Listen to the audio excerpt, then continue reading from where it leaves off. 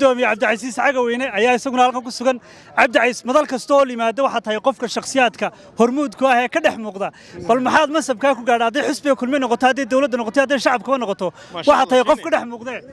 ما شاء الله بسم الله والصلاة والسلام على رسول الله ورتا اللهم وفقنا لما تحب وترضى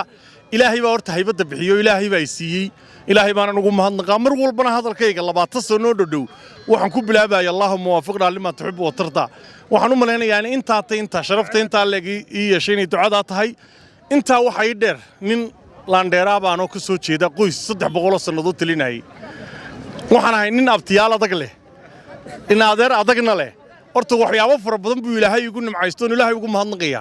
waxaan ahay maayir ku xigeenkii ugu daadayay caasimadda Jamhuuriyadda Soomaaliland loo doorto halkan aan ka hambalyeynay dadkii bariga ay doortay ee gobonimada ugu barbar istaagay oo horeeyaan tolkay iyo intii magacayga taqaanay abtiyaashiba inta waxa ay dheer maanta farxad gaarayto Maxamed Kaayin Axmed wuxuu yiri ninka 40 sanadood duurka Soomaaliland ugu jiray baan horta dooranno gacanteeda ku doortay waxa aan ku doortayna waxay ahayd iyo Cabdi Casiis Samaale horta waxaan maanta doortay mar waa mujaahidkaas wuxuu yiri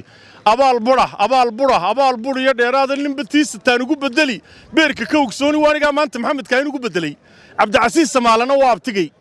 isaga yeelka asbaabtiyaasha bay ahaayeen laba nin oo aad u qiimo badan bay ahaayeen laakiin anigu maanta waxaan doortay Cabdi Casiis runtii oo istin nin weyn oo rogcadaaya ah xusbigana wax badan ku soo kordhin kara waxa kale aan doortay maanta madaxweynaha Jamhuuriyadda Soomaaliland Muuse Biixi Cabdi oo aan kamid ahay dadka aad ugu dhow aad ugu faraxsan aad loogu dacaydeeyo aad loogu maago isaga dartii waxaan leeyahay dadka sheedaaka iska naara Soomaaliland wala ictiraafiya batroolkii baa la soo saaraya nimcaynu cagta saarnay nimca waliba nusqaale ilaahay wixii sharka ay naga hayo alxamdulillah waxa kale oo istaan balyeynaya dhammaan musharax madaxweyne ku xigeenka saajin istaan hambalyeynaya shirqi malaabarta ka dhacay alxamdulillah aad iyo aad baa leeyahay cid kasta maanta oo ka soo qayb gashay kulmiye waxaan la ilaabi karin gobonimadii reer Burco ee gobolka Togdheer sidii noo soo dhaweeyeen qiimaha iyo milgaha iyo sharafta lagu yiqiinay Burco ahayd runtii aad baa reer Burco oo hambalyeynaya alxamdulillah waxaan leenahay tareenka waa ka dhaqaaqay alxamdulillah hambalyo horta dhaqanka de waanigan kula qoys dhaqan baan ka soo jeedaa